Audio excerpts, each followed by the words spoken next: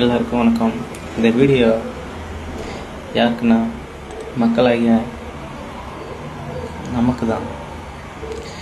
டெல்லியில் இவ்வளோ நாளாக இந்த நீட்டுக்கு எதிராக போராட்டம் நடந்துகிட்ருக்கு. நமக்கும் தலைமையிலுக்கு வச்சு கொண்டாடின